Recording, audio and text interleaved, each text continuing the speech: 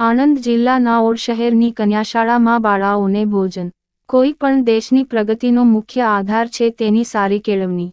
ભારતની સંસ્કૃતિમાં કેળવણી રૂપી છીપમાં પાકતું અણમોલ રત્ન હોય તો તે સ્ત્રી છે. પણ હીરાની પરખ તો ઝવેરી જ કરી શકે ને. સમાજનો રૂઢિચુસ્ત વર્ગ તો એમ જ માને છે કે સ્ત્રીની બુદ્ધિ પગની પાનીએ. પણ એ રૂઢિચુસ્ત પાગલોને કયામ ખબર છે કે દિલ્હીના તખ્તા પર 16 વર્ષ સુધી સોનેરી કિરણો પાથરનાર કોઈ મર્દ નહીં પણ એક અજનબી નારી હતી. તેના પાયામાં કામ કરનાર હોય તો કેળવણીરૂપી પારસમણી હતો. જેમ પારસમણીના સ્પર્શથી લોહ સુવર્ણમાં પલટાઈ જાય તેમ કેળવણીરૂપી પારસમણીના સ્પર્શથી કામિની કંચનમાં ફેરવાઈ જાય છે. શિક્ષણ વિભાગે 21મો શાળા પ્રવેશોત્સવ કાર્યક્રમ જાહેર કર્યો છે.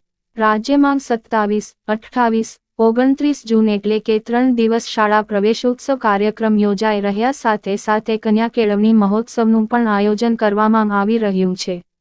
આવા ભણતર પ્રત્યે કન્યાઓને પ્રોત્સાહિત કરવા વિવિધ કાર્યક્રમો થઈ રહ્યા છે.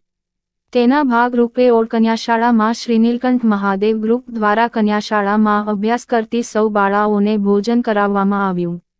આ પ્રસંગે આચાર્યશ્રી, શૈક્ષણિક સ્ટાફ તથા દાતાઓશ્રીએ સૌ કન્યાઓને શુભ આશીર્વાદ પાઠવ્યા. Reporter Dilipbhai S. Patel, Od, Anand. GPK news.